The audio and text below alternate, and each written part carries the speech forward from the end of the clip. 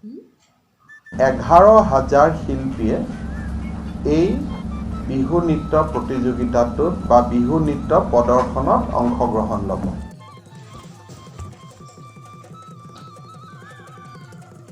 Guinness world ৰেকৰ্ডত স্কুটিনাইজ কৰাৰ কাৰণে বা তেওঁলোকে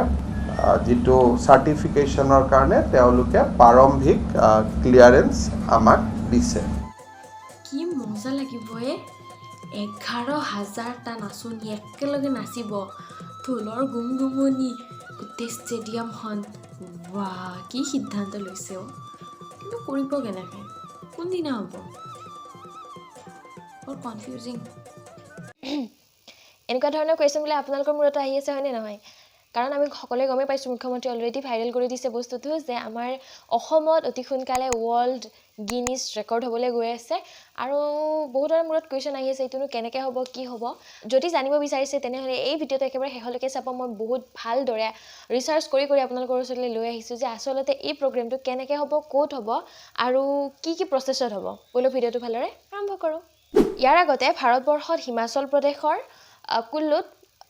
আন এটা ৱৰ্ল্ড ৰেকৰ্ড হৈছিলে, য'ত টোটেল 9,852গৰাকী ডান্সাৰে তেওঁলোকৰ যিটো জনগোষ্ঠীয় পাৰম্পৰিক ডান্স নৃত্য সেইটো তেওঁলোকে কৰিছিল আৰু তেওঁলোকে ৱৰ্ল্ড গিনিজ ৰেকৰ্ডত নিজৰ নাম অন্তৰ্ভুক্ত কৰিছিল। সেইটো বস্তুকে ইনস্পিৰেশ্যন হিচাপে লৈ আমাৰ মুখ্যমন্ত্ৰী মাননীয় ডক্টৰ হিমন্ত বিশ্ব শৰ্মাদেৱে এইবাৰ সিদ্ধান্ত লৈছে যে 2023 বৰ্ষৰ 14 এপ্ৰিলত অসমীয়া নতুন বৰ্ষৰ প্ৰথমটো দিনতে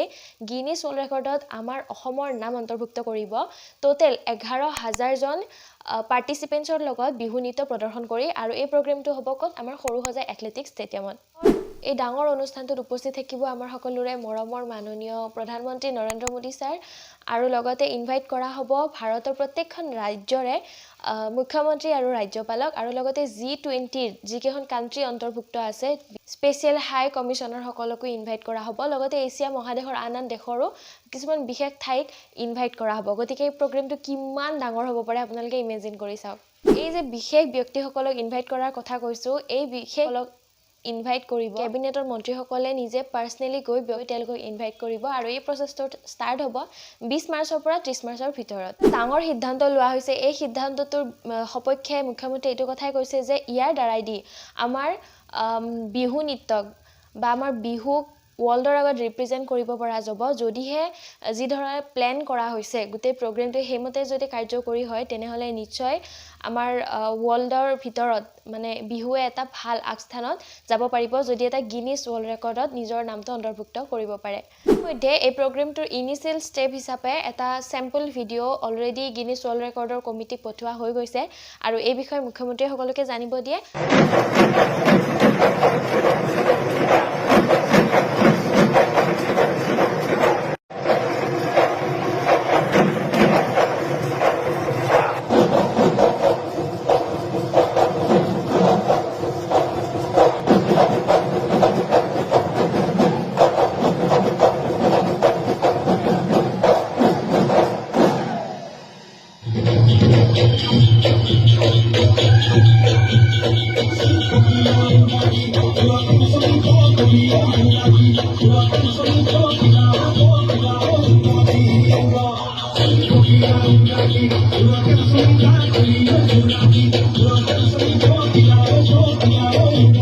যে 11,000জন পাৰ্টিচিপেণ্টছেৰে এই বিহুটো কৰা গৈছে, সেইটো পৃথিৱীৰ ভিতৰত আটাইতকৈ ডাঙৰ বিহু প্ৰগ্ৰেম হ'বলৈ গৈ আছে একেলগে এখন মঞ্চত, আৰু ইয়াৰে সময়টো হ'ব মাত্ৰ 15 মিনিট। যথেষ্ট কম সময় হ'লে মুখ্যমন্ত্ৰীয়ে এইটো কথাই ক'ব বিচাৰিছে, শ্বৰ্ট টাইম হ'ব পাৰে কিন্তু বহুত চকুত লগা হ'ব। এই 11,000 পাৰ্টিচিপেণ্টছক 10,500 টকাকৈ দিয়া হৈছে, যাৰ দ্বাৰা তেওঁলোকৰ যিটো ড্ৰেছ পিন্ধি বিহু পাৰফৰ্ম কৰিব, তেওঁলোকে দুযোৰকৈ বিহু ড্ৰেছ তেওঁলোকে বনাই ল'ব পাৰিব অতি সোনকালে, বা অহা বছৰ হয়তো বা নেক্সট টাইম। বাগৰুম্বা, আমাৰ লোকনৃত্য বাগৰুম্বাৰ কাৰণেও আলোচনা চলি আছে। বাগৰুম্বাকো গিনিজ ৱৰ্ল্ড ৰেকৰ্ডত অন্তৰ্ভুক্ত কৰিব বিচাৰিছে, যাতে আমাৰ জনগোষ্ঠীয় নৃত্য বা আমাৰ নৃত্য, আমাৰ যিবিলাক পাৰম্পৰিক নৃত্য সেইবিলাক যাতে ৱৰ্ল্ডৰ আগত গ্ল'বেলি এটা ভাল স্থান লাভ কৰিব পাৰে। আৰু এই বিষয়ে অলৰেডি BTCৰ লগত কথা পতা হৈয়ে গৈছে। আৰু আটাইতকৈ ভাল লগা কথা কি জানেনে? অহা বছৰৰ পৰা সৰুসজাই ষ্টেডিয়াম আৰু শিৱসাগৰৰ ৰংঘৰৰ বাকৰিত প্ৰত্যেক বছৰে 7 দিনীয়া বিহুৰ প্ৰগ্ৰেম অনুষ্ঠিত কৰা হ'ব প্ৰত্যেক বছৰে অহা বছৰৰ পৰা কিমান ভাল লাগিব হয়নে গৈছে আৰু লগতে ভাল কথা আপোনাৰ মোৰ বা আমাৰ অসমীয়াসকলৰ কাৰণে ভাল কথা যে আমি বহুতে জানো আজিকালি মানে যিবিলাক বিজনেছ চলিছে স্পেচিয়েলি আমাৰ গুৱাহাটী বা আমাৰ টাউন এৰিয়াখিনিত চালানি বস্তু আমি বহুত বিক্ৰী হয় আগতেতো খাদ্যত জানিছিলোঁ এতিয়াতো আমি কাপোৰতো পাইছোঁ পলিপাট মিক্স পাট এইবিলাক পাটৰ কাপোৰৰ নামটো পিছফালে লগাই দি এইবিলাক বেলেগ বেলেগ ঠাইৰ পৰা অহা কাপোৰ আমি ব্যৱহাৰ কৰি আছোঁ কি হয় কম খৰচতে পাটৰ কাপোৰৰ নিচিনা লুক এটা দিয়ে কাৰণে আমি কিনিছোঁ আচলতে সেইটো আমাৰ ভুল কাৰণ আমাৰ সংস্কৃতি আমি ৰক্ষা কৰিব লাগিব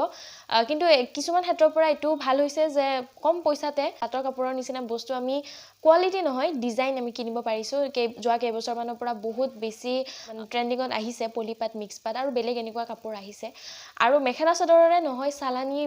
গামোচা 10 টকা 30 টকা 50 টকা যিবিলাক কিনিব পোৱা যায় সেইবিলাক য'ত মেচিন মেড ৰাজ্যৰ পৰা আহে সেইবিলাক বস্তু আমাৰ নিজৰ থলুৱা নহয় আৰু এতিয়াতো বহুত বেছি ট্ৰেণ্ডিঙত আহিছে অসমীয়া গহনাৰ দাম আচলতে অৰিজিনেল সোণৰ দামৰ নিচিনা নহ'লেও কেঁচা সোণৰ দামটো অলপমান বেছি হয় কিন্তু আমি যদি কসমেটিকৰ আমাৰ লোকেল কসমেটিকৰ দোকানত যাওঁ তাতে বিভিন্ন ধৰণৰ ডিজাইনৰ ইনফেক্ট তাতকৈ বেছি ভাল ডিজাইনৰ আমি মানে অৰিজিনেল কেঁচা সোণতকৈ বহুত ভাল ডিজাইনৰ আমি দেখিব পাম গলত পিন্ধা ছেটে হওক কাণফুলি হওক আঙুঠি হওক খাৰু হওক বিভিন্ন ধৰণৰ বস্তু উলিয়াই থৈ দিছে এটা ফালৰ পৰা এইটো হ'ল কম দামতে ধৰি লওক যিটো বস্তুত আমি 3000 4000 ভৰিব লাগে সেইটো আমি 1000ৰ ভিতৰতে পাইছোঁ প্ৰথমটো মণিপুৰী গল্ড বুলি লিখাই আছে নেক্সটটো আছামী গহনা that is not Assamese it's call আছামী গহনা যিসকলে আছামিজ শব্দটো প্ৰনাউন্স কৰিব নাজানে যিসকলে অসমীয়া বস্তুক আছামিজ বুলি কয় যে সেইটোও নাজানে তেওঁলোকসকলে কি কৰিছে ভাল বিজনেছ কৰিবৰ কাৰণে আমাৰ অসমীয়াসকলক বুৰ্বক বনাই তেওঁলোকৰ গহনা আমাৰ তাত বিক্ৰী কৰি আছে আৰু আমি কম দাম পাই আমাৰ নিজৰ থলুৱা বস্তুটো এৰি দি আমি কি কৰিছোঁ সেই মানে বাহিৰৰ ৰাজ্যৰবিলাক আমি আঁকোৱালি লৈছোঁ এতিয়া 2 লাখতকৈ অধিক ব্যৱসায়ী আছে যিসকল আমাৰ ৰাজ্যৰ বাহিৰৰ কিন্তু বিক্ৰী কৰি আছে আমাৰ অসমীয়া প্ৰডাক্ট যিবিলাক তেওঁলোকে বহিৰাজ্যৰ পৰা আনিছে ৰাপি শৰাই আমাৰ প্ৰাণ হয় গতিকে এইবিলাক সমানে আগভাগ ল'ব লাগিব আমি যদি নিকিনো তেনেহ'লে তেওঁলোকে বিক্ৰী কৰিব কেনেকৈ কম দামতে বস্তুটো পোৱা হয় দেখাত অৰিজিনেল যেন লাগে যে ভাবি চাওকচোন সেইটো কাম কৰি জানো আমি উচিত কৰিছোঁ সেইকাৰণে উপায় নাপাই কি কৰিছে মুখ্যমন্ত্ৰী ডাঙৰীয়া ইয়াৰ ফালে আগবঢ়াইছে এটা ষ্টেপ প্ৰশাসনিক বিষয়াসকল ষ্ট্ৰিক্ট হ'ব এওঁলোকৰ ব্যৱসায়ীসকলৰ বাবে ব্যৱসায়ীসকলৰ ক্ষেত্ৰত আৰু হয় আমাৰ অসমখন বচাই ৰাখিবৰ কাৰণে এনেকুৱা ধৰণৰ ষ্টেপবিলাকৰ বহুত বেছি প্ৰয়োজন হৈ আছিলে গতিকে এটা দুটাকে 3টা 4টা মই বহুত ভাল নিউজ আপোনালোকক ক'লোঁ দিছোঁ মোৰ ভিডিঅ'বিলাক যদি চোৱা নাই লিংকবিলাক ডেছক্ৰিপশ্যনত থাকিব চেক আউট কৰিব মোৰ আন এটা ব্লগিং চেনেল আছে তাৰেও লিংক ডেছক্ৰিপশ্যনত থাকিব ইনষ্টাগ্ৰামৰ লিংকটো দিয়া আছে একবাৰ চেক আউট কৰি চাব আৰু লগ পাইছোঁ আন এটা ভিডিঅ' তেতিয়ালৈ সকলো কুশলে থাকক আৰু চেনেলটো ছাবস্ক্ৰাইব কৰি থ'ব বাই বাই